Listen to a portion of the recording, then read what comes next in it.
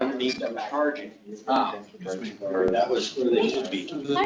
I'm Matt, I just wanted to introduce Hi myself. Matt, how are you? Okay, by email, whatever. Tell me why. Because you are the one who sent me variability data in the cloud. Yes. There has been some, I don't know how effective it is. CalSpec standards are not used to rule out, to rule them out as standard search terms, Your ex, that's right. which I really appreciated, so Yeah, thank you. absolutely. Anytime you need to. That was a long time ago. That's analysis.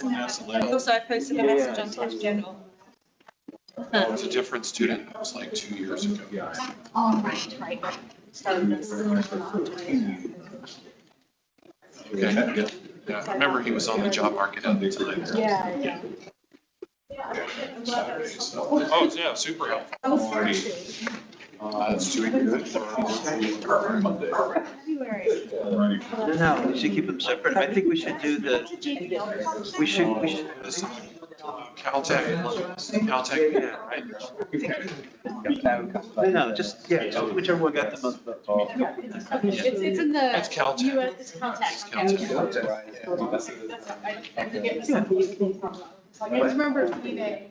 It's all weird. I could say that, sure, but who's gonna to run it? I work a lot on. Actually, Okay. Your ex is similar friend in terms of. Oh. Guess we're mostly here now. Yeah. That's weird. That's a weird product. I think it's off. Sitting here. So, There you go. so I believe the first speaker is here. So we I have to go look up stuff. shall we get started? Okay.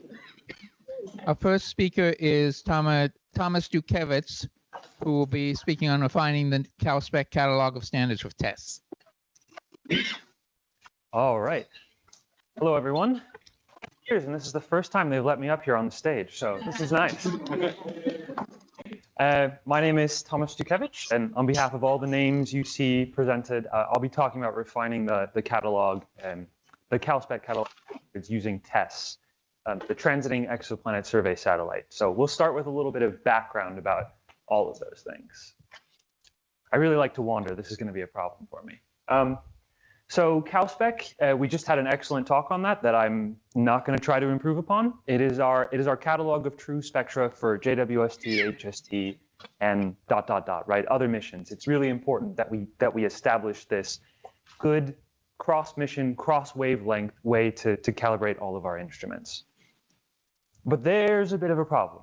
So the linked paper in the slides, this work done in Malali et al. 2022, showed that some of these standards are actually varying around the order of 0.5%. And that does not look good for us if we're trying to get to the sub 1% regime. So our two goals for this, right, the two overarching themes of this work are to, one, look for those CalSpec variables with tests, see if they're there, see if we can find them. But also, two, to make this automated, right? As we get more test data, we should continue to check and make sure that nothing is wrong with these standards. And we should do this in a way that's reproducible so that you can actually understand what it is that's going on here. That's the background on CalSpec. But let's actually talk about TESS very quickly for those of you who are not familiar with it. So TESS, again, Transiting Exoplanet Survey Satellite, just the cutest little satellite you've ever seen. It's really, really wonderful. So it's got these cameras that are 24 by 24 square degrees. And it's got 4 of those. So when you take this already enormous field of view and you multiply that out by 4 cameras, you end up with this huge slice of 24 by 96 degrees. You're looking at that huge arc across the sky, and you just get so many targets in there. Now, downside of this, right, is that you're getting 21 arc seconds per pixel. So we're not resolving things very well, but we're seeing a lot. And that's good enough for our purposes of looking for exoplanets. And it turns out to be good enough for some actually looking at stellar variability as well. In fact, it gets used more for that than it does for its original purpose these days. And this is what it looks like. So during its first year of operation, TESS went through each of these sectors. So sorry, an important point about this. It observes that sector for 27 days and then rotates, right? It's not a survey satellite if it just points at this one section of the sky. So every 27 days, it goes from where it was pointing, and then it turns, and then it turns again. And so you build up this survey across the whole sky. So this was year one, the southern hemisphere. In terms of the actual performance of the observatory and why it's good for what we're trying to do here, if you take a look at its the mission characteristics themselves, I know this is really tiny and you can't see anything, but we're taking the cadence of data is about every 20 seconds. So this is really, really excellent for finding that kind of short period variability. We don't really have any issues on that front. And also, it is actually quite fantastic photometric precision. So if we're talking about the level of 6th magnitude, Vega magnitude, that's about 0.01% photometric precision, which is really great. And that can help us to push into this 1% frontier. 0.01% around the 12th magnitude, so we're still doing okay. And then we are up around 1% once you get down to the 16th magnitude. So it's not super useful at that end of the brightness, but the brightness spectrum. But it still is useful, right? In that 6th to 12th magnitude sweet spot in particular, we can really, really do a lot there should our CalSpec targets happen to fall in that range. So to understand the work that's actually been happening, I think it's easiest to take you through an example, and you'll be able to see this last point that I make on my slide pretty clearly, that TESS has no absolute calibration. So this is one of the other caveats, right? Sector to sector, you get what you get. It makes it great to look for those transiting exoplanets because you can see those characteristic dips. But unfortunately, if you want to do like a long-term, long-running calibration program where everything is calibrated to the preceding sector, that's not going to happen. And so this is what it looks like when you put two of these together. So this is processing test data step 0. This is the pipeline, but you can see in the upper right there, there's blue and there's orange. That is the data as it comes back from the spacecraft measured, flux measured in electrons per second. And they sure don't line up. And so when you are dealing with this data, you have to get them, you have to combine adjacent sectors somehow where appropriate. So the process for this is just to look and see, did we happen to observe a star back to back because it fell within those detection windows back to back? And if we did, let's combine them. The way you do that is just by saying, well, I know what the median of this data is, and I know what the median of the other is. So if we median normalize them to 1, line them up, there we go. Our data's lined up now, so we're good. Obviously, that's not going to let you do a very good search on long periods, and so we're not really focused on that too much here. But it is a good enough start, and it helps to increase our confidence in those shorter period calculations as well. So we got our data, combined it into adjacent sectors. Next step. Just do a quick Fourier transform. And this is a real example, by the way. I know you can't see what the star is there, but it's HD 128998. So this is a CalSpec star. And when you run it through the Fourier transform to get a nice looking periodogram out of there, that is what you get. We're not going to talk about what it looks like just for a second, because we're thinking about the process for all of our stars. But this is what you would get for one of these. I do want to point out the range at the bottom, which again, I'm sure nobody can see, but there's a quite broad frequency range here because of our observing cadence every 20 seconds. We can really, really get out here to the fast pulsations. But because it's a 27-day sector, in this case multiplied by 2, there is some argument that we can actually look at fairly long-ish periods as well, right? Somewhere of order 27 days, let's say, for this example. But I want to know about that peak, right? I know that's what you're all thinking. What is that peak there? Is that actually real? And to answer that question, there's really only one way to answer that question in this case because of the survey window, and that's to do some bootstrap calculations. So a big part of this work was just getting this to go quickly enough that it wasn't painful to do 10,000 bootstrap calculations, because that's how many you need in order for this to work, to get good enough statistics. I'm sure you don't care about the details, but it's really cool, so you're going to have to bear with me for a second here. If you just take all of the measurements that you've got, and so you look at your times and associated fluxes, preserve the times, and then just do a random draw of those fluxes, you actually get these randomly generated light curves. And again, if you look at the last one, right, it's got the same structure, you've just randomly drawn these points out of here. You end up with these statistically similar light curves, and by building up your collection, you get something that in the end actually has something of statistical value to say about your initial Fourier transform and about your initial periodogram. So this is really fun, rewriting the AstroPi implementation of this in Numba. Why leave your computer running for a week when you could spend 3 weeks learning how to program it yourself? But it is fast. It is about 60% faster. So it does really zip by. But once you do that, you can assess significance, right? So after your 10,000 calculations, you can now say to yourself, okay, well, do I believe this peak? Yes or no? And what you're looking at is the 1, 2, and 3 sigma lines from doing the 10,000 bootstrap calculations. And again, what these lines represent is just looking at these Fourier transforms, looking at the maximum amplitude that I see when the data is randomly scrambled. Doing that 10,000 times allows us to see where we would expect the maximum to fall. So again, I know it's small, but you can see there are some peaks kind of crossing the 1 sigma threshold there that we probably don't care about. But then obviously there's this sort of huge hockey stick shape peak that we have here on the left. And so this would, in the pipeline, flag something, right? That a red flag goes up and be investigated. This is could potentially be a signal. We're going to look at some actual CalSpec examples in descending order of quality, and then there's going to be a whole bunch of open questions for the audience at the end. So the first one, don't use this one. The diagnostic plot that you're looking at right now, up top, what you're seeing is the time series for this data. Bottom left, you're getting a focused view of the periodogram wherever it found the highest amplitude peaks. And then you get a nice phase-folded light curve as well. That's almost the perfect sinusoid. And the amplitude on that is about 0.4%, and peak to peak, we're talking like 0.8%. Don't use this star. This is not a star you want to use for your 1% calibration routine. There's another example, which is going to take us a little bit further into the rabbit hole that has consumed me for the past. This one, so Eta Uma, similar, right? This is not a perfect sinusoid, so it's a little bit harder to talk about what is going on here. I don't really have a peak I can point you to in the periodogram and say, here it is, found it, period is 2.68 days. I can do that for sure, but that's not a perfect sine curve. And if I do report the amplitude there, you'll notice it's underestimating what's going on. Again, we're seeing almost from peak to peak, this is almost 0.8% variation in this star.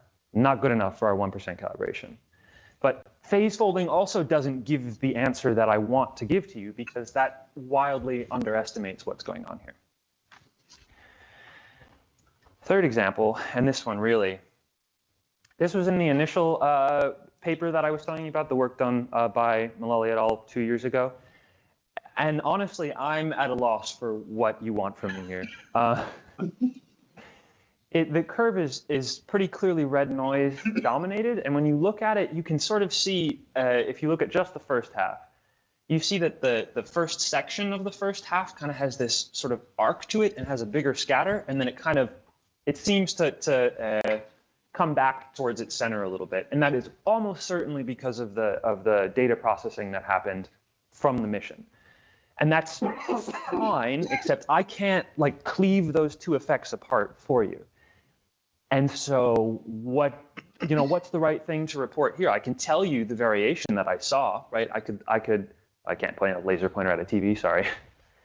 I could tell you the maximum amplitude in this periodogram, but that doesn't really tell you anything. I can tell you what Tess saw and just say, well, the instrument is baked in to the astrophysics and I'm not going to try to separate them, but I don't really know that answers the question that you want. And so we have 2 slides left, but all of these open questions that I'm posing, I really am genuinely posing to you, because if this is going to be useful, if we're going to put variability limits on CalSpec, we have to put something sensible. And if we're going to put something sensible, it has to work for all calibration routines, for any telescope wanting to use that data. And so we really need to be careful about what goes in there. Very quickly, I will give you an overview of what came out of this, and then we can move to the Q&A session. So no numbers really on this. And it works out that it's so tiny because I'll just guide you through what the colors are. For the stars that are in CalSpec, blue means no data, so there's a big chunk. And when I say no data, obviously TESS is an all-sky survey mission. They showed up in the field of view, but there are no mission-produced, mission-derived light curves. So you'd have to go back to the imaging, which is at a lower cadence. It could be done. Bad data, meaning I didn't like what fraction of the light was actually in the source. So again, 21 arc seconds per pixel, you're really dealing with a lot of bleeding from other nearby stars. Makes it quite challenging. So blue and orange I can tackle if we wanted to do that. We've got good news. Look at green. Look at those aren't variable. Woo! So we've got a couple of CalSpec stars that we can establish some upper limits on with tests that are definitely suitable to a 1% level calibration. We've got a big red chunk, which appropriately is the red noise dominated light curves. And so the question of what to do with that, again, I'm posing to you a little bit because it is hard to figure out what's most valuable for everyone. And then the purple and this kind of brownish color, I suppose, respectively, are stars that vary at greater than, less than 0.05% and greater than 0.05% respectively. Picked somewhat arbitrarily, but you can see that there's almost a 50-50 split there. So there's a good fraction of the stars that are variable at a level that likely doesn't matter for our calibrations, but there are at least 10 or so that might impact us as we begin to get into the 1% regime. All right, that was the whirlwind tour. We're going to move to the questions and answers section, and I hope that there are both questions and answers for me too.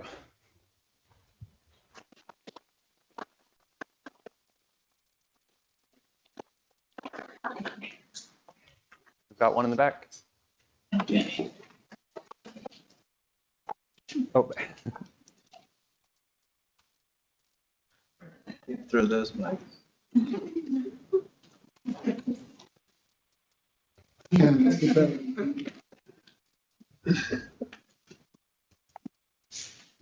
Thanks. Great talk. And of course, you were very clear about what are the pros and the cons of tests, which is.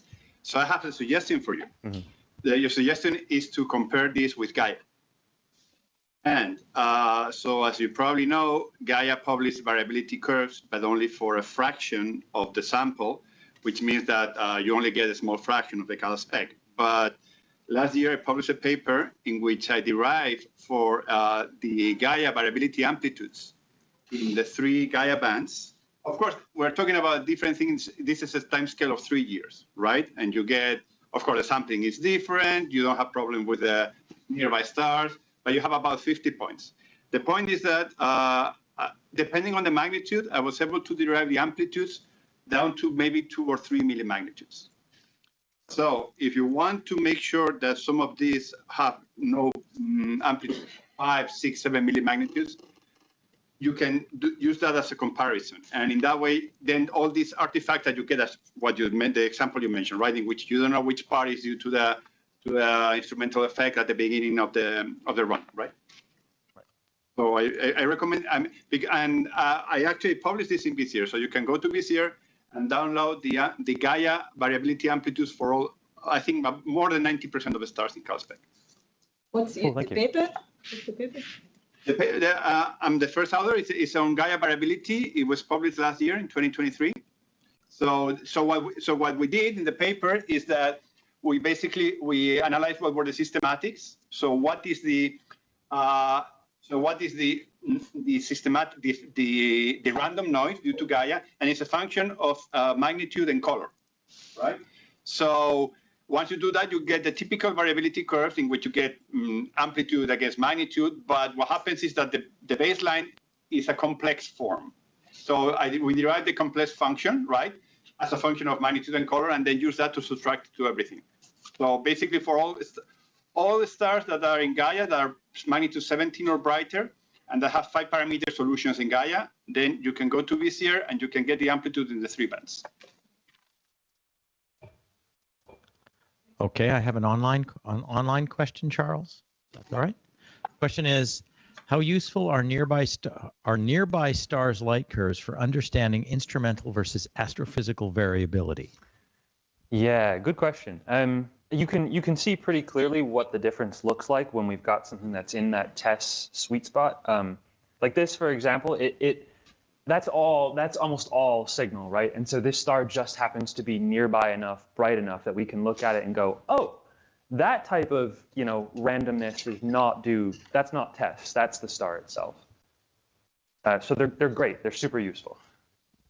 I was wondering, it might be that stars nearby in TESS. It's stars nearby your source that is maybe closer to instrumental.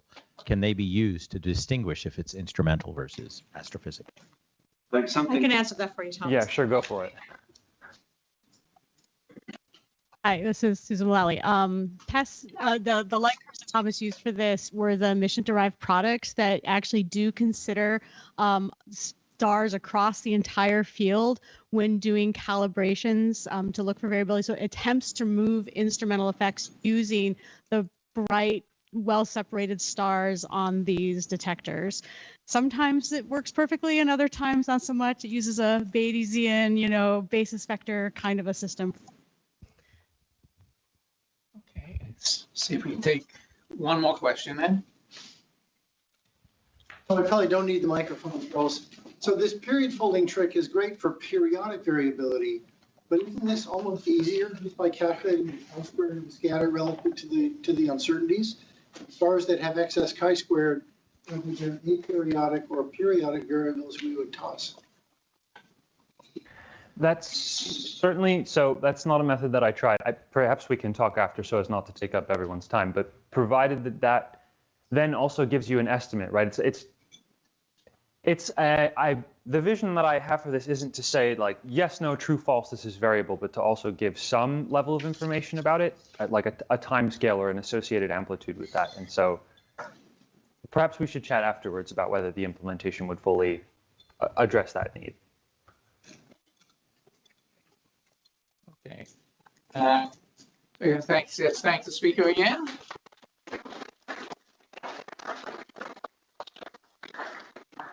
Speaker, we have Daniel Staples talking on rapidly changing HSP's this independent sensitivity. And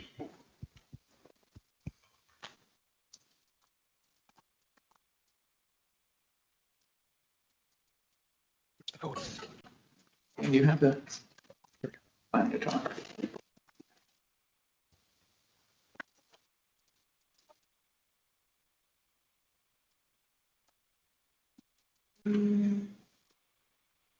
See if this works.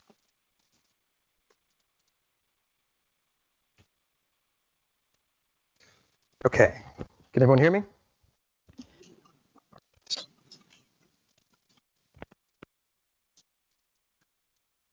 So, all right. Hello everybody.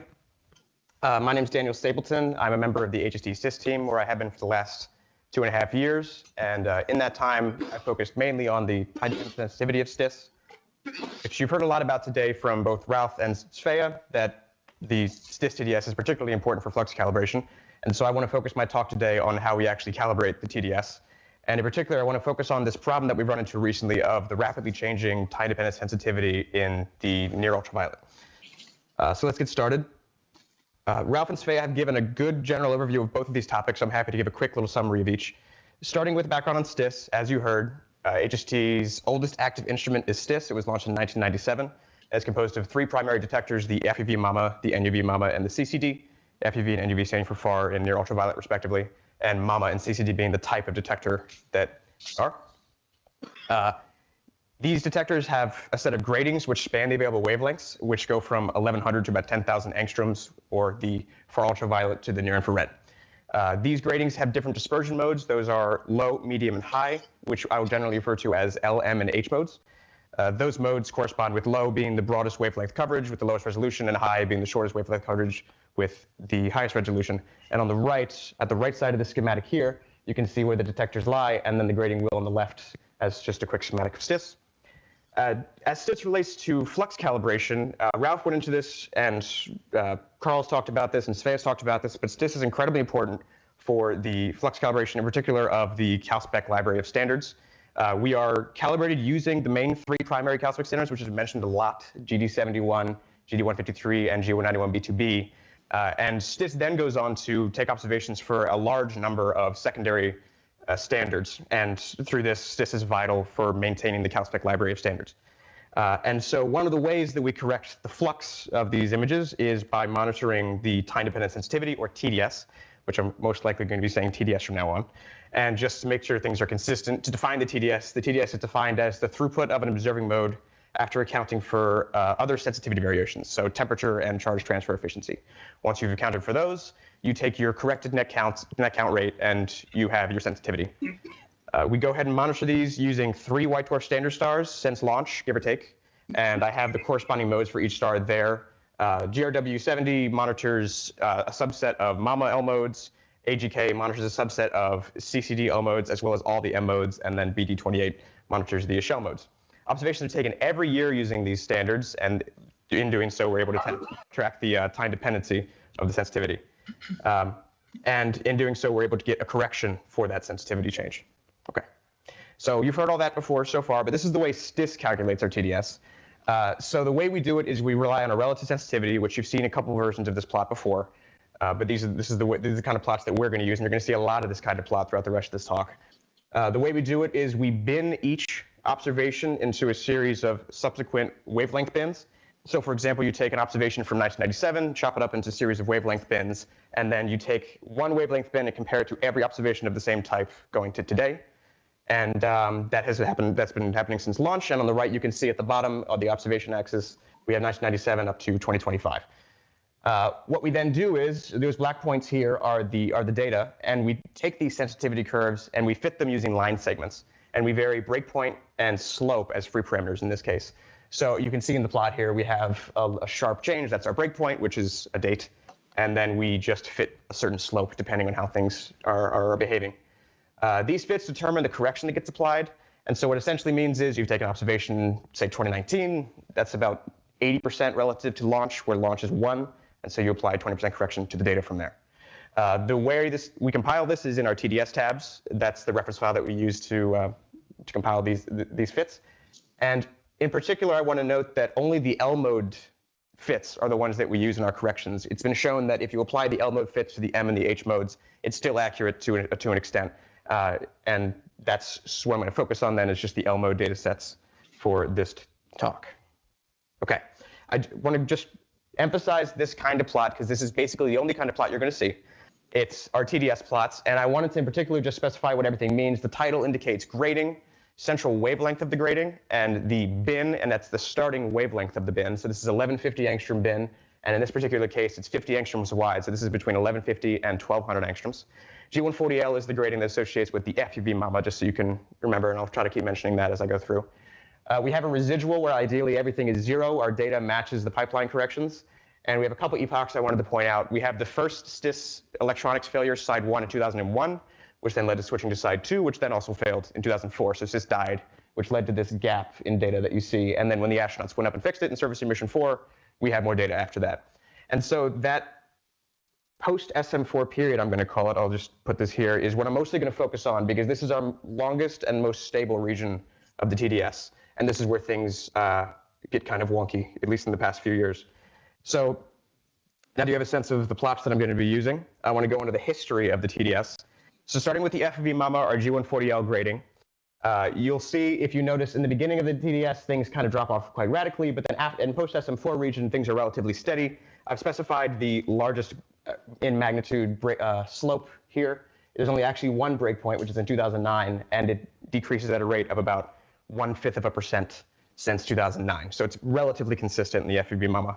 You might notice these points at the top here, or in the more recent period, are starting to trend out. That's real. We're correcting for that. I'm not going to discuss that in this talk, but if you'd like to hear more about it, I can always answer to that. The NUV MAMA, or G30L, is I'm going to be talking about a lot today. Here's another example where the breakpoint after, I'd say, about 2016 is relatively consistent. But in this case, we see around 2013 a slight bump, and that leads to a slope decrease of about 1% per year. That only lasts for about 2 or 3 years in that case, and then it trends back to normal. But the interesting thing that Ralph brought up was the beginning part where we have this increase in sensitivity, which seems counterintuitive. Sensitivity isn't necessarily supposed to increase, but as he mentioned, this is thought to be a result of evaporation of things off the detector, which allowed for an increase in sensitivity. And then it trends down as you would expect after that. Okay, so that's for the NUV MAMA. So there's one L mode grading for the FEV and the NUV MAMA. There's 3 for the CCD. So starting with G230LB, this covers a very similar wavelength range to G230L for the NUV MAMA, and that's going to be important in a second. But again, in this case, this is relatively stable. About 0.5% per year is the most, and I believe that actually stops pretty quickly, and then it just sort of trends down pretty consistently. G430L is even better behaved. Oh, I should note that error bars have been on all these plots so far. Some of them have just been too tiny to notice. These are a bit larger. And this decreases at a rate of about 0.15% per year. And G750L, same thing, 0.16%. You can see G750L is relatively well constrained. So the longer the wavelength gets, the more well behaved our TDS is. Okay, so that's the history of our TDS. What's happened more recently is since 2022, we've started to see a sudden increase and decrease in the TDS between 2 particular wavelength ranges. Those are 1600 to 1700 angstroms for the increase and 1800 to 2100 angstroms for the decrease. I'm going to start with the decreasing trends. I have 3 example plots here, each one corresponding to the bin that covers these wavelength ranges. So on the left, you have the G230L NUV MAMA plot starting at 1800 angstroms, and then it continues over to the 2000 angstrom bin, which covers over to 2100 angstroms. And you can see in each case, if you start at about 2022, you're seeing a relatively dramatic decrease in the TDS, where if you look at the residuals, you can get a better number of that. It might be hard to see far in the back, but this goes down to about 5% and around 4% in these other cases, which compared to the other plots is much more dramatic than we've seen in such short time scales. And we actually saw an example of this in Ralph's plot earlier. Going to the CCD coverage, we're seeing a similar thing. I put the same wavelength bins up because they cover similar wavelength ranges. And you can see the same behavior, except the CCD is, I'd say, about 1% less dramatic at the most dramatic bin, in 1900 angstroms to 2000 angstroms. But this is generally what we're seeing. Just to compare the two side by side, so this is G230L on the left, the NUV MAMA, and G230LB on the right, the CCD, and you're seeing very similar behavior at about the same time. And even if you kind of look back, in the history of the 2 detectors has been relatively similar, which is something I hadn't really noticed previously. So I've talked about the L modes for both cases, but I also want to bring up the fact that not only are the L modes showing this behavior, the M modes are as well. So the G230MB grading for the CCD is another one of our TDS monitoring gradings. And if you look, you can see the same decrease starts at around 2022. It's a little more obvious in the residual. I do want to note that because our trends are based on the L modes, they don't quite align perfectly here with the M modes. The trend was not derived based on the L mode here, which is why you see some of these points going off. But within errors, they should be within. Oh, one thing I forgot to mention, this red shaded region that I indicate is sort of a region of agreement that we expect within. We promise about 2% of a threshold between the data and the trend. That's something that's important to understand these plots as well. Okay, and previously I had mentioned there's also an increasing case. The NUV MAMA shows a rapid increase of also about 5%, as you can tell based on the residual. Just in the opposite direction, it's increasing compared to the other cases, and it's only about 100 angstroms away from the other case. So this is just an inverse effect in the same grading for G230L, which is kind of interesting. So what have we seen? So we essentially see that the same decrease or increase occurs in all available detectors that cover those wavelengths. So our conclusion is the sensitivity changes are not dependent on the detector or the grading. At least that's what we're seeing so far. So another thing that actually brought up this discussion was Jolene Karlberg actually thought of a possible correlation between the STIS TDS and the solar cycle based on discussions that the COST team has had in regards to their own detectors. The COST has seen their FUV TDS being tied to the solar cycle. The reason we didn't think this would happen with us is because they have a cross to ley line system, whereas we have a MAMA detector. And so we didn't think there would be a reason for this. But I have a plot on the right here just to demonstrate this, this idea that there might be a correlation. We haven't exactly proven this yet. But if you see the dotted line here is 2013 breakpoint, the one I mentioned that was about a 1% drop off by year. And you can see it seems to correlate with about the center of the last solar cycle, or around peak, but it increases slightly after. And similarly for 2022, it seems to occur around the time the sunspot number, I should specify, this is the sunspot number, which indicates the activity of the solar cycle increases steadily. And so there seems to be a possible correlation between the solar cycle and TDS. We'll have to probably investigate this further to confirm that, but that may explain part of the reason why this is happening. Okay, so the current state of SysTDS, based on this, how we actually corrected for these effects is we updated our TS-TDS tabs in the NUV element and the CCD to account for these near-term changes. We added 2 breakpoints, one in 2022 and one in 2024. The 2022 one was to correct for the obvious increase and decrease. The 2024 one we added as a horizontal line for safety reasons because we use these files to update our exposure time calculators, and we wanted to be sure that the ETC actually has the proper values, isn't overcorrecting or undercorrecting and leading to things like mama count rate issues. So this is just for safety concerns. We wanted to make sure that we kept a horizontal line until we had a better sense of where the trend was going to be going. So looking at G230L, I just wanted to show you just how bad these slopes are. So the 2022 breakpoint is a decrease of about 2.32% per year, much more dramatic than any of the most dramatic cases we've seen before. In fact, the most dramatic case is actually in this same wavelength band, which could be more evidence that it's related to the solar cycle, at 2013 of about 1.68% per year. So just some more evidence in that, to that fact. The CCD here, we didn't include a 2024 breakpoint because we didn't feel this safety concerns were as relevant in this case. So we only have a 2022 breakpoint with the ensuing fit. And so far, these are the most recent data points. It seems to be behaving according with the trend. So some quick conclusions. The STIS NUV TDS is undergoing drastic changes in sensitivity, and they're of order about 5% between these 2 particular wavelength ranges I discussed.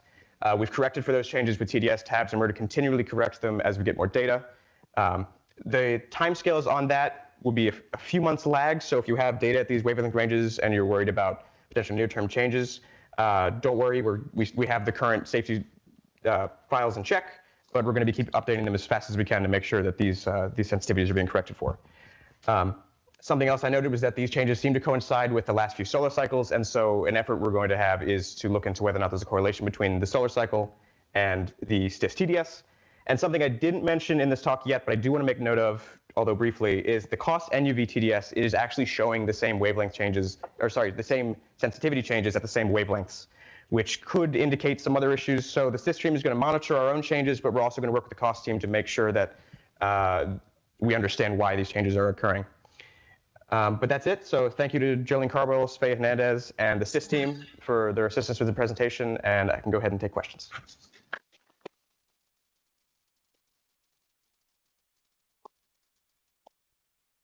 Anyone?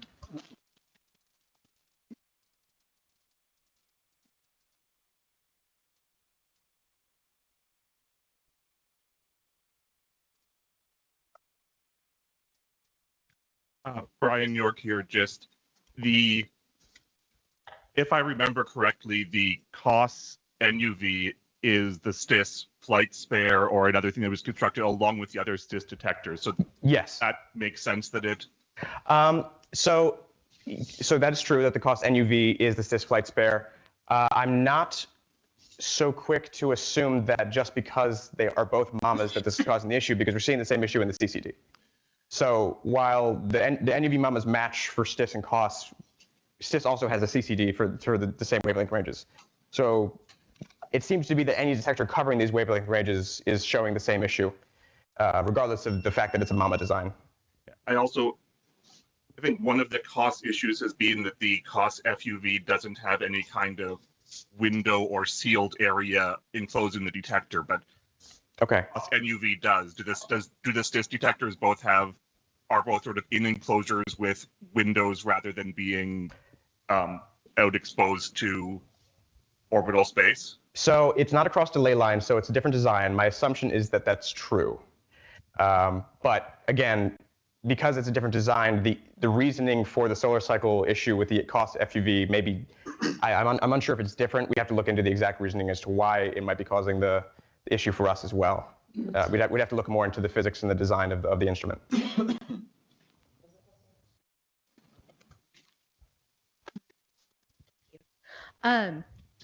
Is there any conversation about if it's just due to the optics degrading? There has been. Coding? I'm unsure. So we've talked about things like the coding on each of the gratings. I think the conclusion there was that some of the gratings we confirmed had different coatings. Mm-hmm. And so it doesn't seem to be the coding. That was the first thought people had, was maybe it's the coding. I think we determined that the coatings are different. And so it may not be the optics themselves, like the gratings themselves. Well, I mean, even the optic, like even the primary mirror. Yeah, potentially. I mean, that's another thing we're considering, but we haven't come to a firm conclusion yet. We're still looking into it. Okay. Yeah.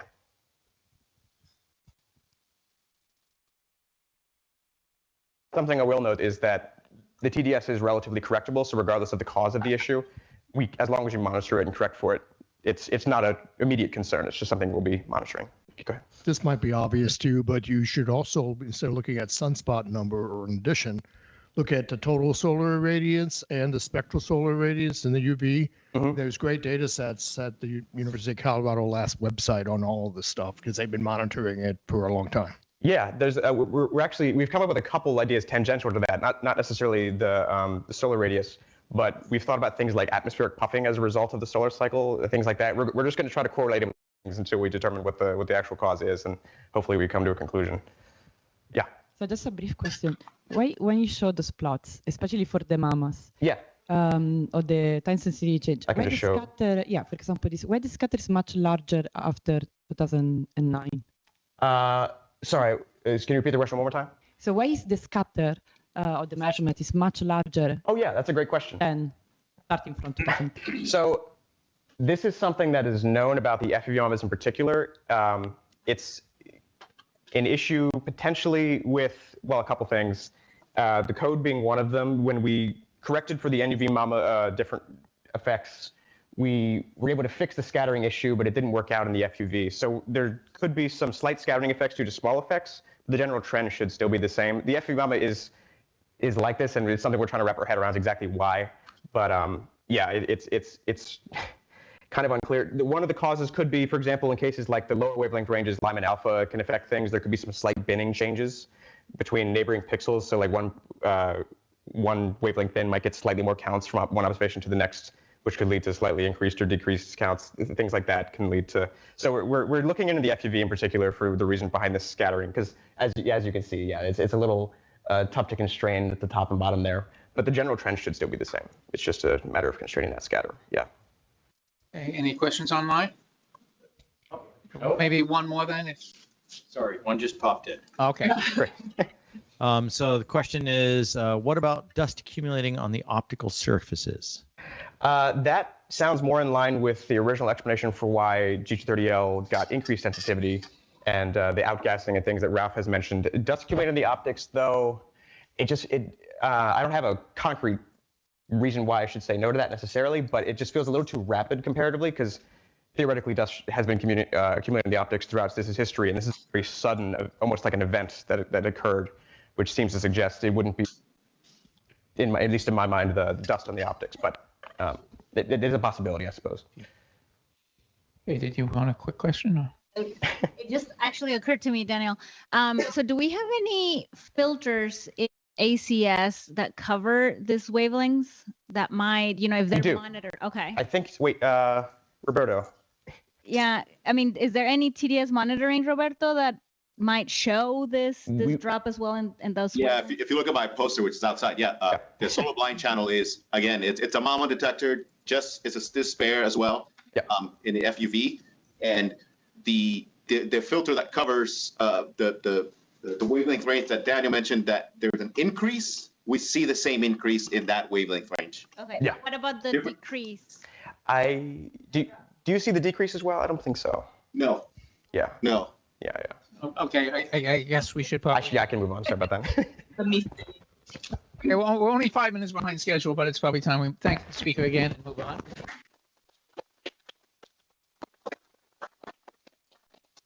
The next talk is evaluating HASP flux calibration using CalSpec models to enable high-quality spectral data from HST by Lauren Miller.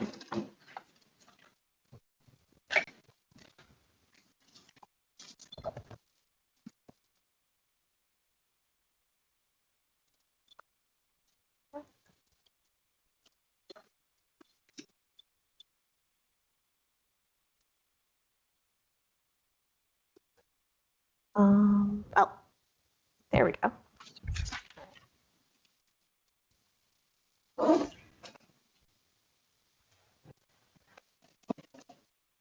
And there we go. All right. So hi, everyone. My name is Lauren Miller. I'm a stats scientist here at the Space Telescope and Science Institute on the COS team.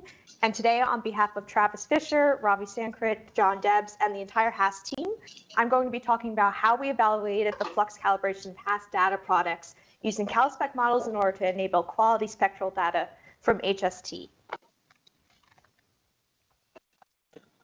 So in this presentation, I'm going to start with an overview of what the HASS project is itself, before proceeding into talking about how and why we validated the flux calibration of our data products using CalSpec models, and what the results of this evaluation were. And then I'm going to end with a summary of my slides, as well as to briefly speak about what the next phases are for the HASS project.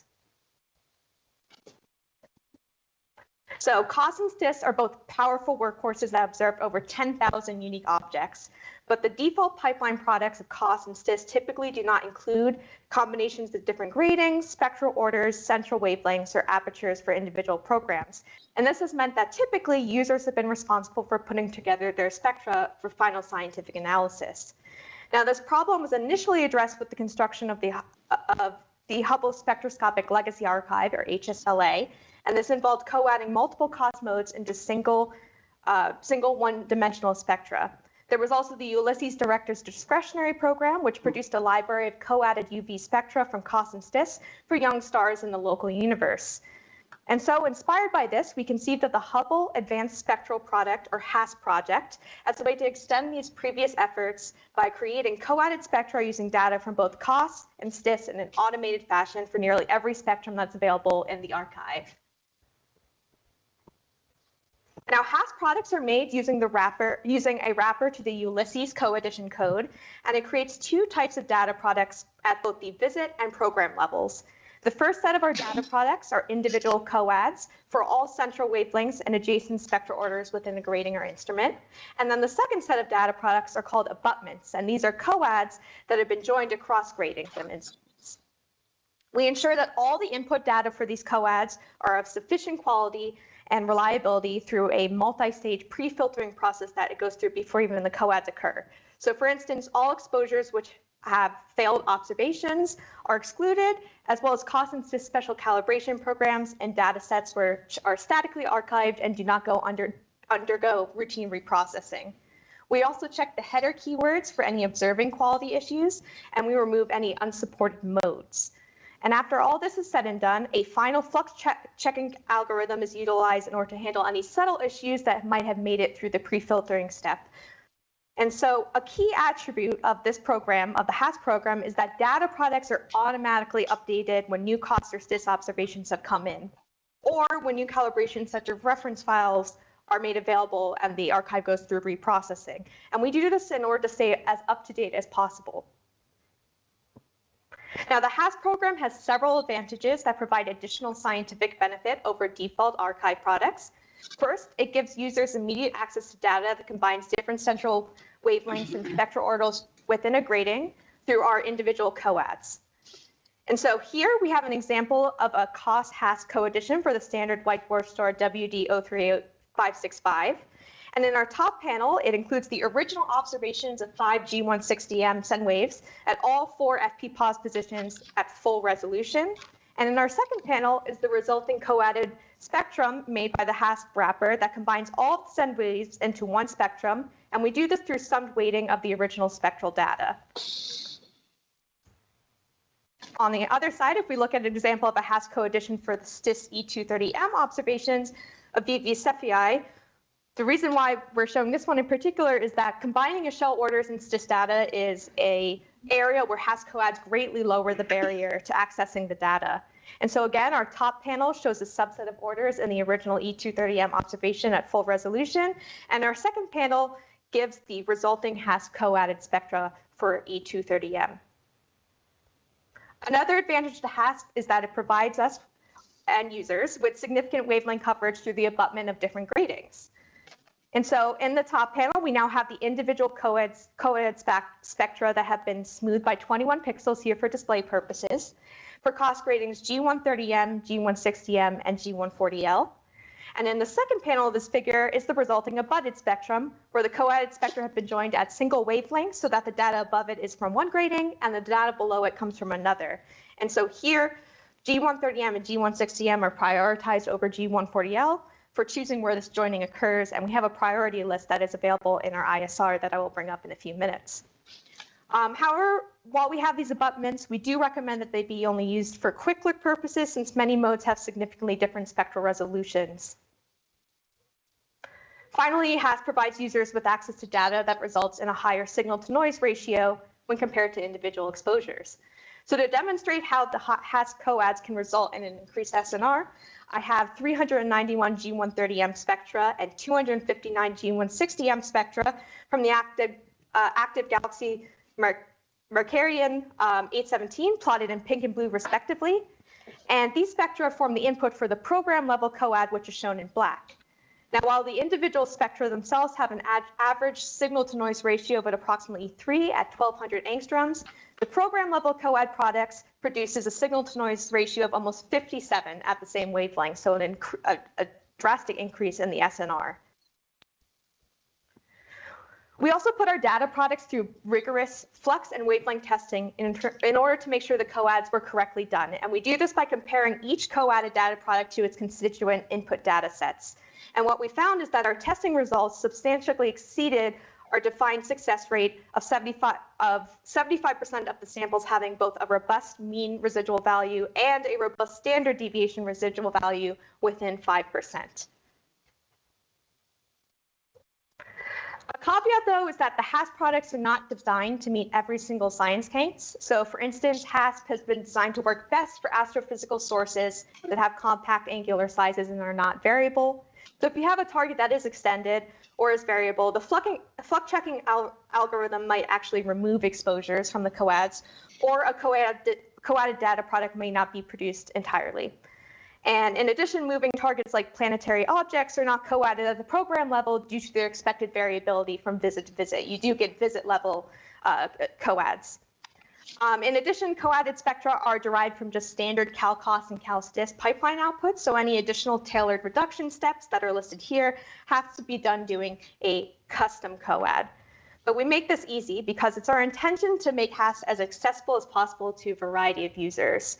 The HASS-generated files are already a part of the default products available for download on the HST mass search form, and they're also available through AstroQuery. And the Ulysses code and its HASS wrapper are both available for public use on Space Telescope's GitHub organization. We also provide a thorough explanation of how this co-edition works in COS Instrument Science Report 2024-01. And again, this is available to the public through ADS. You can look it up or go to the COS website to see the instrument science reports.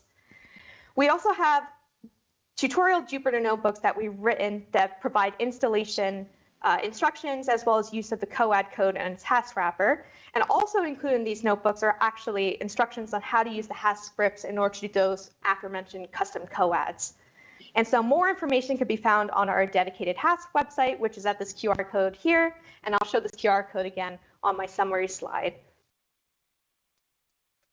So now let's get into the next part of my talk, which is validating the FLUX calibration of HASS data. And apparently I was really excited about FLUX because FLUX is capitalized on all subsequent slides. And so what we found, in addition to our data product testing that I had discussed previously, was that when we performed calibration validation in order to test continuity across instruments and modes, and we found that our HASS data products demonstrated high accuracy in flux calibration when we compare our co-added spectra against CalSpec models. And what this means on our end is that they meet our absolute flux calibration requirement that data be within 5% of the accepted CalSpec model, and our relative flux requirement that the co-added spectra for the same targeting grading be within 2% of each other. And our tests actually also exemplify the consistency in flux calibration across the lifetime of both COS and STIS, as well as across the full STIS and COS wavelength regime. So now I'm going to show you a few examples. But first, talk about how I actually did it. So we approach this validation by first obtaining all single grading program level co-added data products for a given spectrophotometric standard star and a given PID. And then we interpolated the CalSpec model of that star onto the wavelength scale of the co-added data. After we did this, we binned our data and the interpolated model spectrum by 20 angstroms and calculated the residual difference between the bin model and the bin coad. Finally, we make figures that consist of two plots, as shown, for example, here for the white dwarf WD1057-719, which has been observed by the COS G160M grading. On the top plot, we have the non-interpolated unbinned CalSpec model FLUX in black, and the binned has co-added spectra for a sample of PIDs, which are represented by these various markers, marker shapes and colors. And on the bottom is a plot of the resulting residual difference between the interpolated binned CalSpec model and the binned has co-added flux as a function of wavelength. And the two dashed red lines, which are indicated by the arrows, are our absolute flux requirement of 5%, just to guide the eye. And what we're looking at here are co-added spectra of COS observations taken at several different times over a decade. And we find that the robust mean difference between the model and the flux is approximately 1.28%, which falls well within our boundaries. We could also see the flux accuracy of co-added data and the consistency of the flux calibration over time for co-added STIS spectra as well. So here we show the grading G230L of the same CalSpec standard star, and we find our robust mean of the residuals is approximately 0.86%. Now, if we instead make plots of co-added spectra from multiple modes for the same standard star, we find that across the wavelength range of COS, there also exists consistency in calibration, even with some of those outliers that are most likely artifacts of the observations and data themselves. And we find that this is true for STIS as well. So here I make a plot of co-added spectra modes for the common STIS standard star GRW75824, as opposed to the other one, which was WD1057. And we find again that across the wavelength range of STIS, there also exists consistency in calibration. So ultimately, what we gain from all of this is that it means that the HASS products might be an option for users to use in their own flux calibration work and feel relatively confident in doing so. So, in summary, the HASS project provides users with co-added spectra from COS and STIS at the visit and program level for each target in an automated fashion. And in addition, HASS provides a budded spectra for quick look purposes that show the overall wavelength coverage and general data quality for each target in a given program. The archival data that we use by HASS are meticulously filtered in order to remove any anomalous observations, and this results in reliable, high-quality combined products. And as calibrations improve and new data are added to MASS, the HASS products are automatically recreated for use. A key strength of the HASS project is that the COAD code is publicly available and can be readily modified to fine-tune the selection of input spectra as well as the parameters that are used in co-addition. And the HASS team have written several custom co-addition example Jupyter notebooks to demonstrate this and guide you through the process. As we showed, the HASS data products demonstrate accurate absolute and relative flux calibration, and they also exemplify consistency in calibration across the lifetime and wavelength range of STIS and COS. Now, this HASS project is the first step in a larger initiative to create an updated HSLA that includes cross-program target-level coads of STIS, COS and STIS data, also in an automated way. And this is currently being worked on and should be coming out relatively soon, so keep an eye on our website and for upcoming ISRs.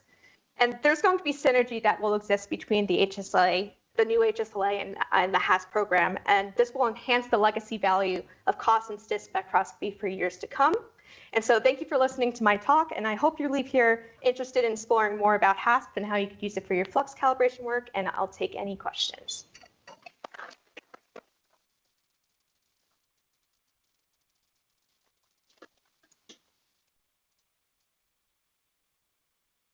Any questions?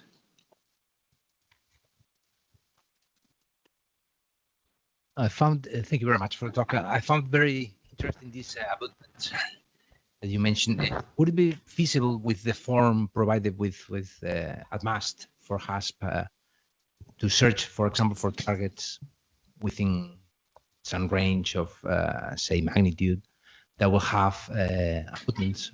Yeah, so if you go onto the HASP search form, if I'm understanding your question correctly, it's basically going to be the general HASP search form that you get when you go to the MAST website, and you could choose options underneath the, I believe it's like optional parameters. You could choose HASP there, and the value, if it's got a HASP associated COAD product, COAD products, I should say, will be 1. So you could set that as your value. And so then you could go and you type in your target that you would like to look at. And in most circumstances, you'll find, as long as it's been observed with COS or STIS, that a HASP product exists. Although in some circumstances, because it might not meet our flux testing requirements, or it's one of the unsupported modes, you might not see the product there. And part of the data products are actually like a quick look versions of it as well. So you don't have to download the entire, what we call C-spec file. Beautiful. Thank you. See a couple other questions over there.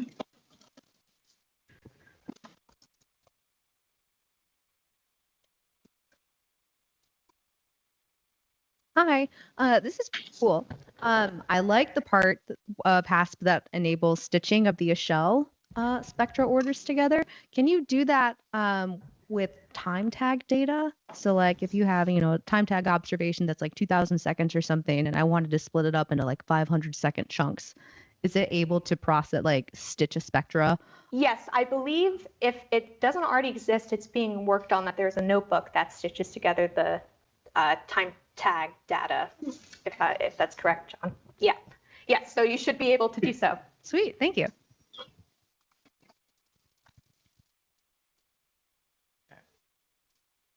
A question over there?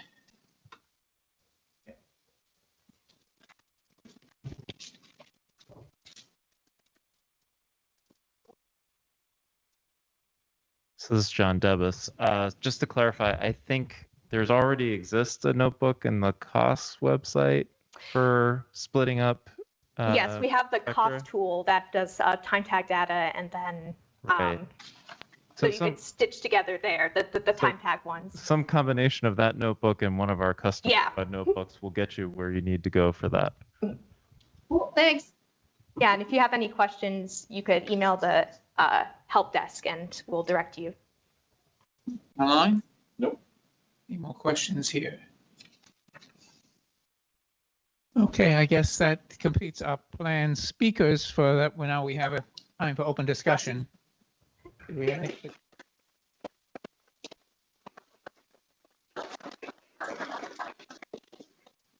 Okay.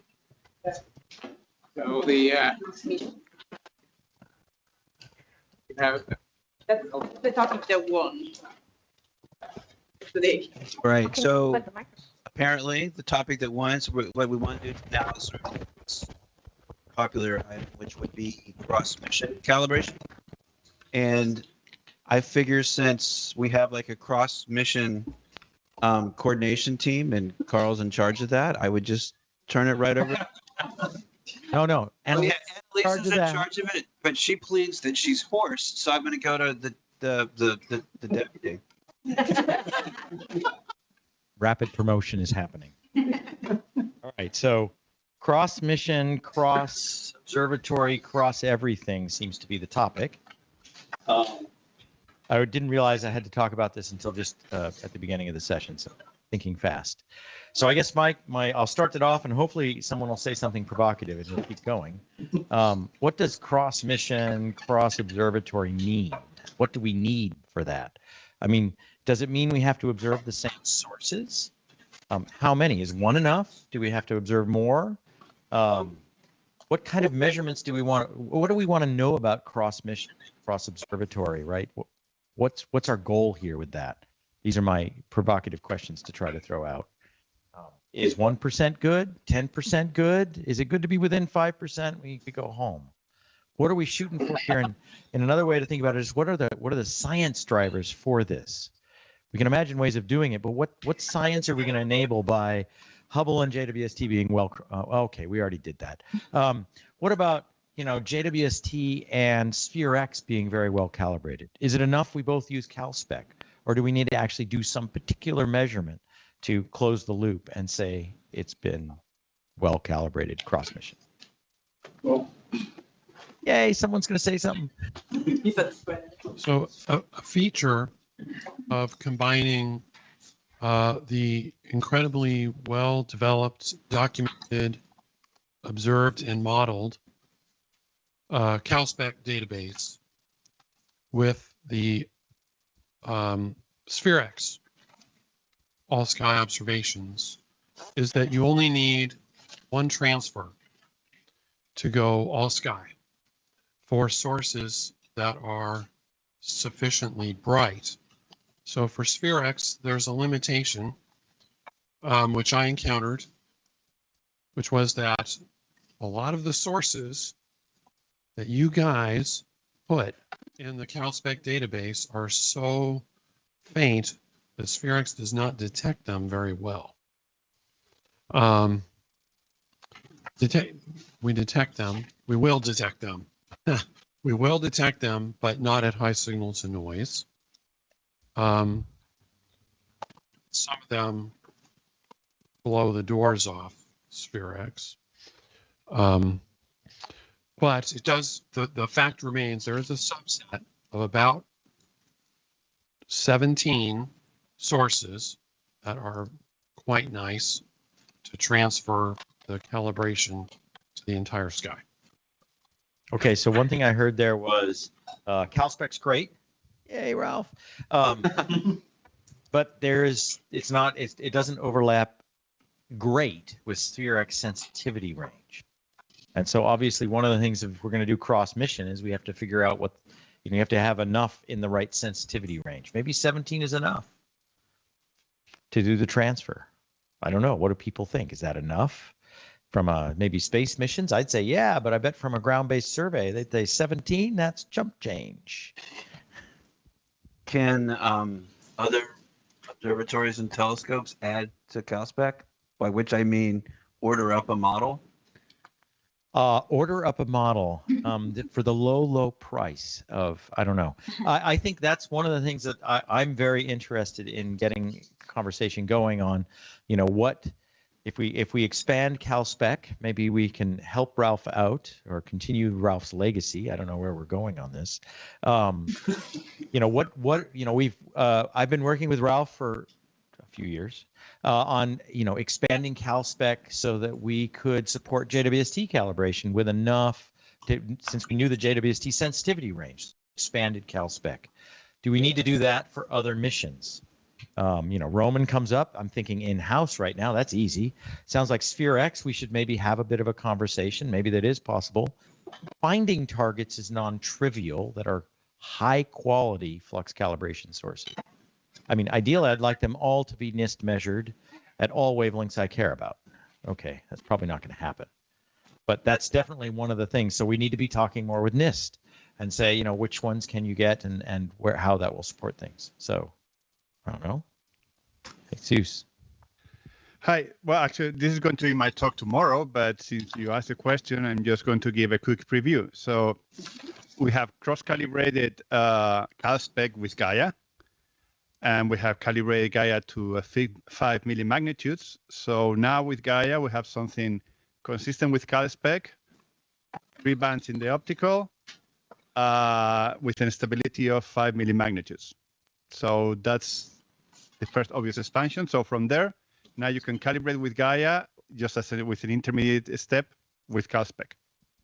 And it goes to basically magnitude 17. So I can calibrate with Gaia that way. If I have Gaia bands, I want to calibrate. What if I have SphereX bands I want to calibrate?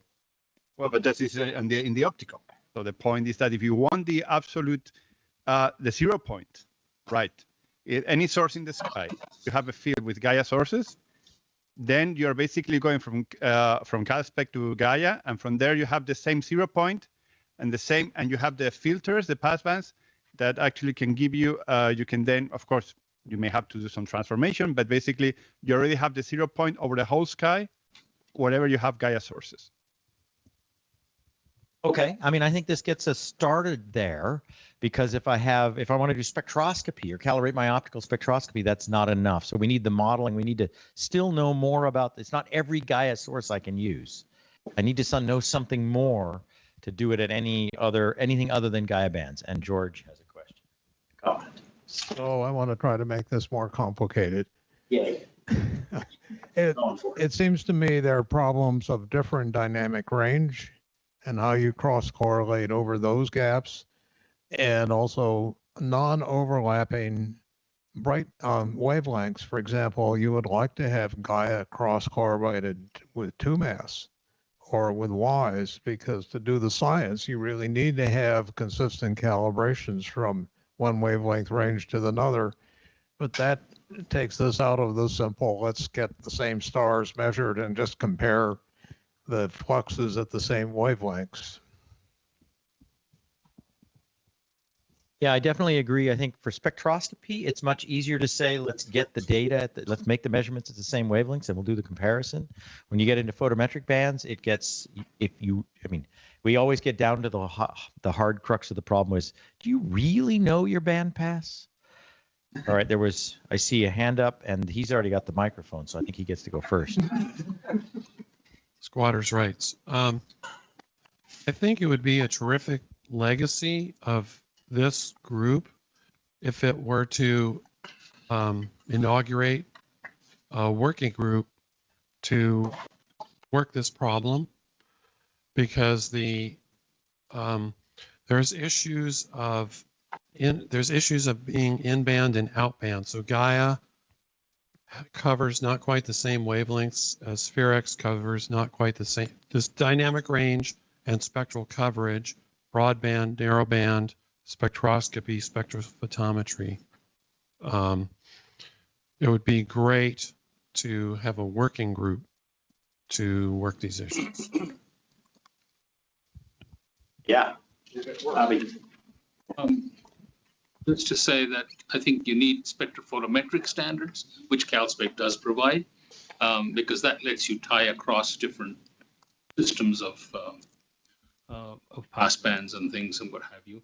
And what you just said a little earlier, this is that you need to know your passbands as accurately as possible. And as they change, particularly with missions, you want to have some mechanism to track that. Squatters' rights on there. So we all can appreciate the hard work that Ralph has done providing the CalSpec libraries, but just as important as having good data, it's important to have good software. At the risk of showing my age, I've been using Synfo back when it was an IRAF package. Luckily, I've given up IRAF and I'm now using the Python PySynfo library.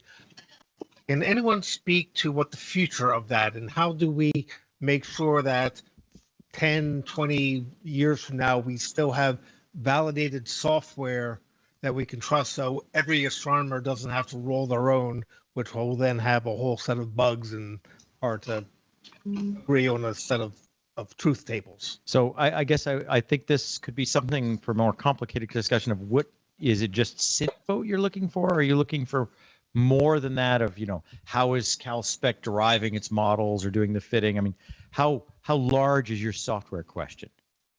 I'm sorry, you lost the mic. I lost the mic, but what I do is I use the CalSpec models to predict instrumental magnitudes for instruments.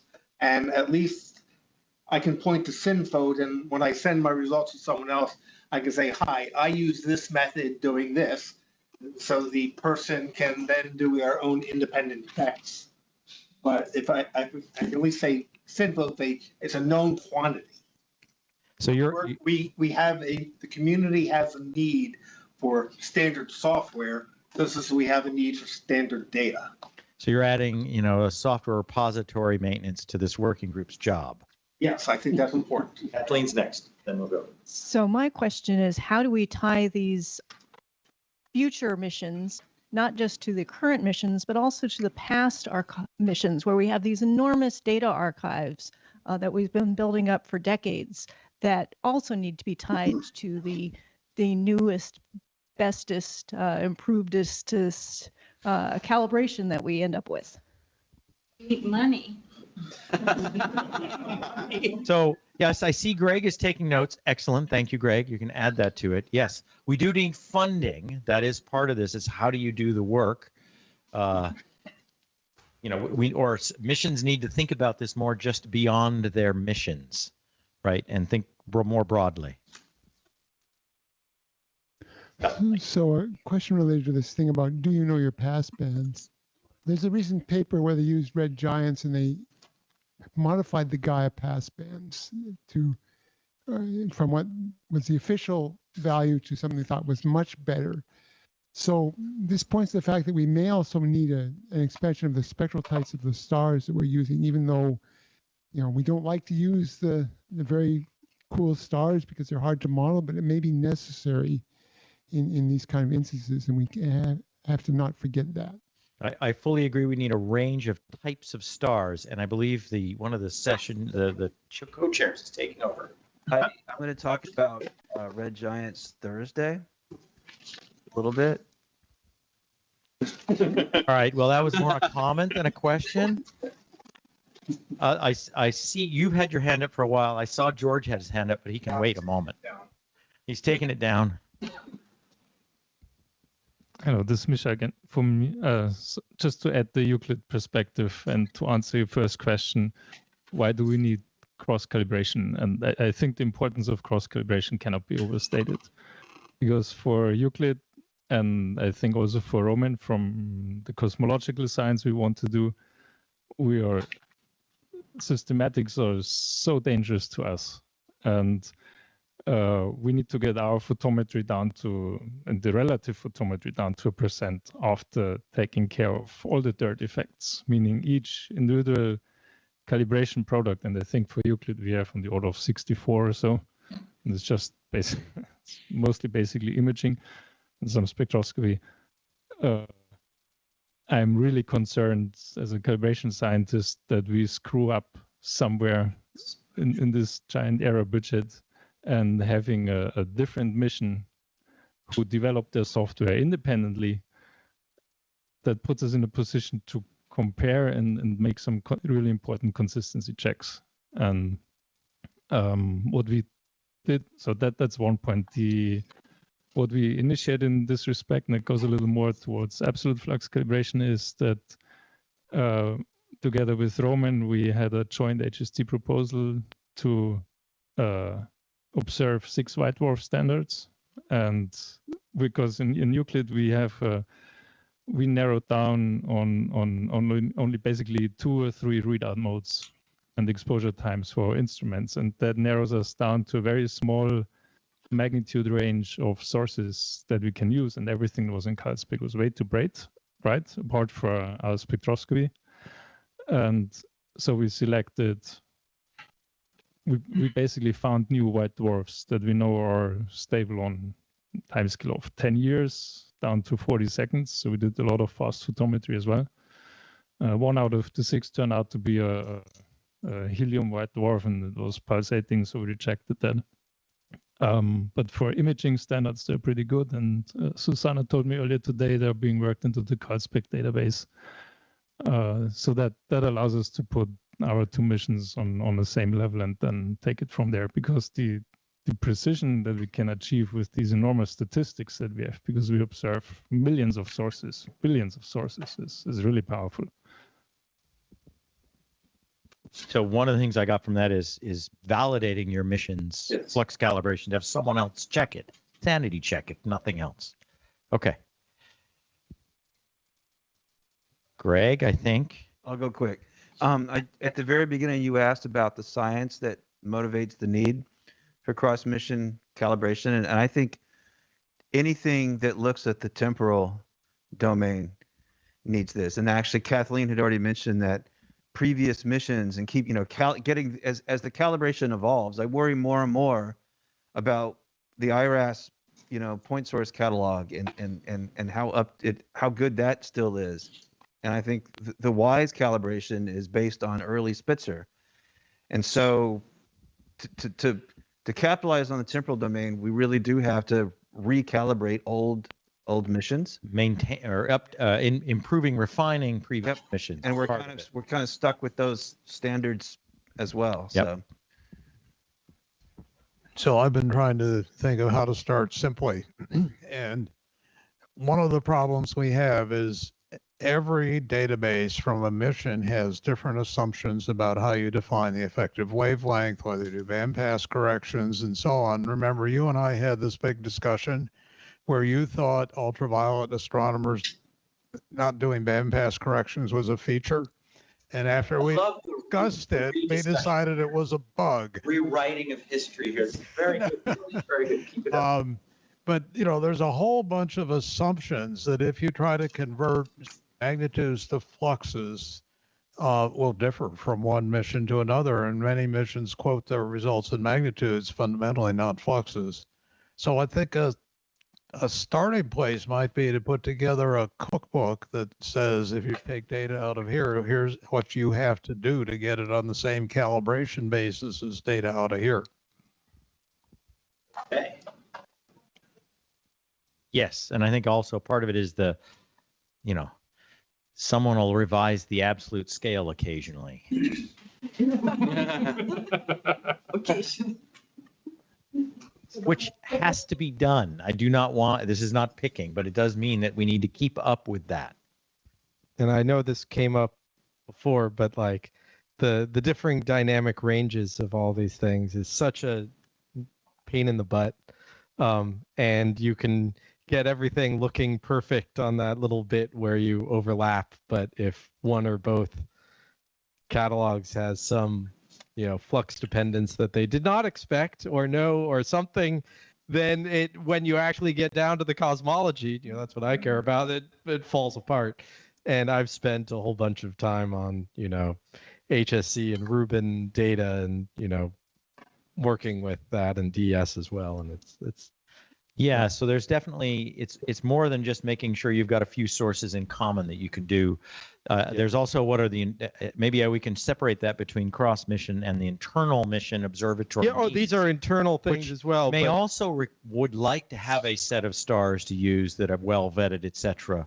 But that's not necessarily cross mission, but it's a need, right? Yeah. Sorry, I'm using mission to mean observatory, telescope, instrument, your backyard, whatever.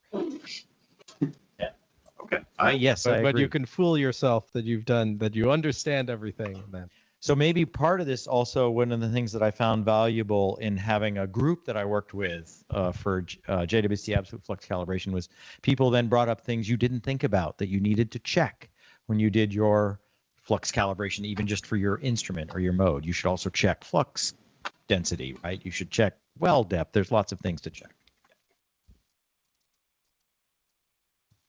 Okay. Are we running down? Oh, no, there's one up there. All right. Oh, no. In some ways, I think this isn't as hard as people seem to think.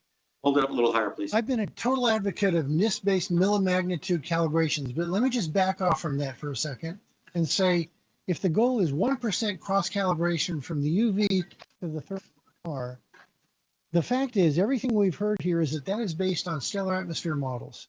And the HST data are used to match the stellar atmosphere model to observations. So if there was a subset of stars where you could say, we can measure temperature, log G, metallicity, whatever else the modelers need, and have them deliver credible models for some subset of stars in the HR diagram, then all you need to know is the extinction. And for the extinction, we could use the Gaia, low resolution continuum perturbation of those spectra. So really, it seems to me, identifying a catalog of objects that have decent models where there's enough high credibility input to the modelers of the stellar properties that they need gives you a complete dynamic range of magnitude, all sky catalog of sources. So I don't understand why we need all kinds of exquisite spectrophotometric data to do that. I think I would have to answer that question by, I don't think dust extinction is as easy as you're making it out to be, especially if you go, it's not just the optical we need to do, right? There's a lot of real variation at your percent level. Speaking as someone who does this for a living, I'm of course biased. So I think a spectral type, you still need a spectral type. That's spectroscopy. So I don't know how you get away from needing I know, but spectroscopy. it's not spectrophotometry. It's just spectroscopy. Just. It's a lot easier. And you face the extinction problem for any model-based calibration methodology, no matter what. Absolutely. That's why Ralph insists on UV and optical spectroscopy. So when I came here 8 years ago, I definitely sort of came here as an outsider looking at some of the things that Space Telescope did that was different from what I'd seen before. One of the things that I really liked, and looking back on, I like it even more, is the Absolute Flux Cal team, which consisted of, a lot of the working groups here at the Institute were pretty much just inside crews, but this one had a major outside component.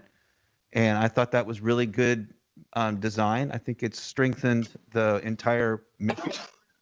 And I would just hope that be emulated on other developing missions.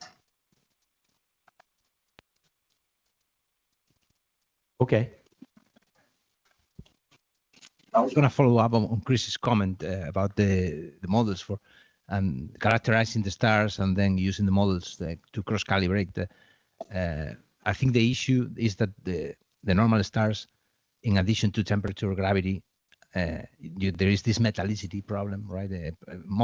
Parameter that hides, some 6 or 10 or 15 other parameters behind it, because the composition is not uniform, right? So you will have to do that right. You will have to figure out not only the overall metallicity, but also how what's the ratio between iron and carbon and nitrogen and oxygen, because that will affect the continuum shape. But do we need that for all our possible calibration needs, right? Are there some stars that metallicity that, doesn't affect the continuum shape as strongly as you're implying? Right. So is there ways to get around that and The white mitigate dwarfs. against it? White dwarfs are one thing. Hydrogen white dwarfs. There might be other things. Hydrogen white dwarfs, unfortunately, may not be bright enough for some of our needs. And A-type stars. A-type stars are another good one. Yeah. So I think there are ways to get around all this. It's not insolvable. And there's no perfect answer here in my book. I'm not seeing that. I just wanted to ask Chris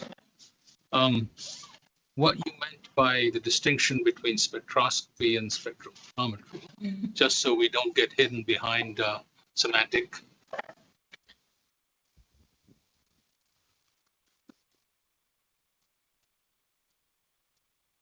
You're asking the guy who never took an astronomy course.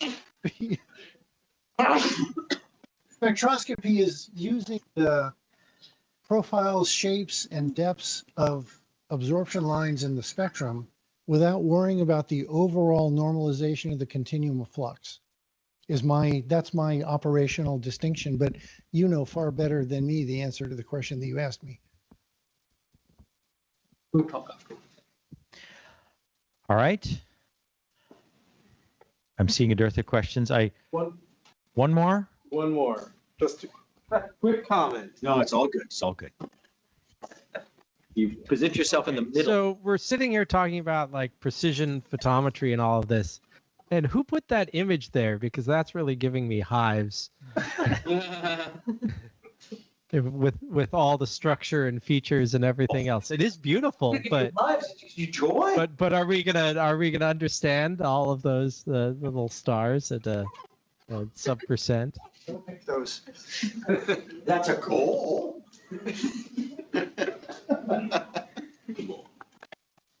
Once you're calibrated. So I feel we're running down a little bit here.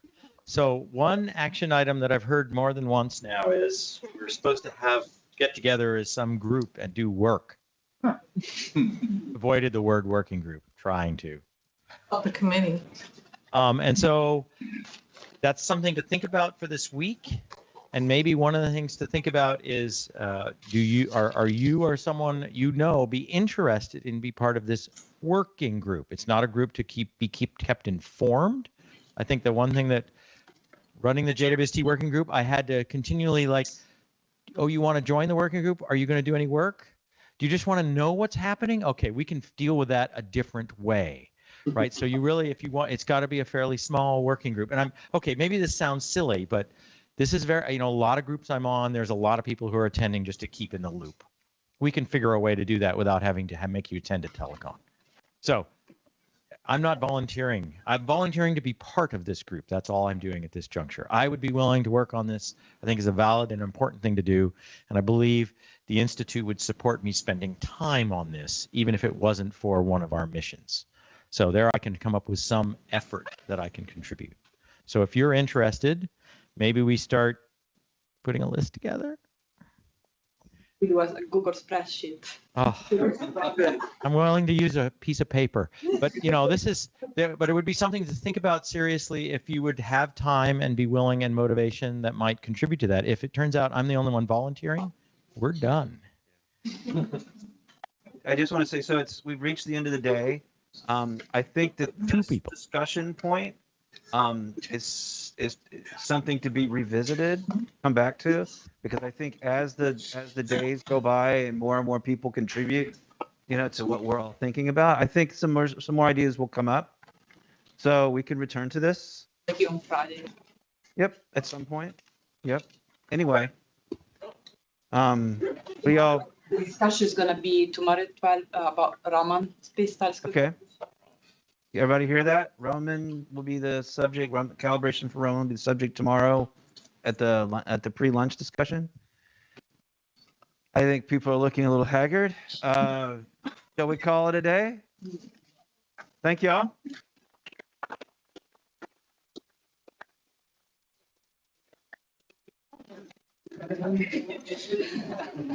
Back in.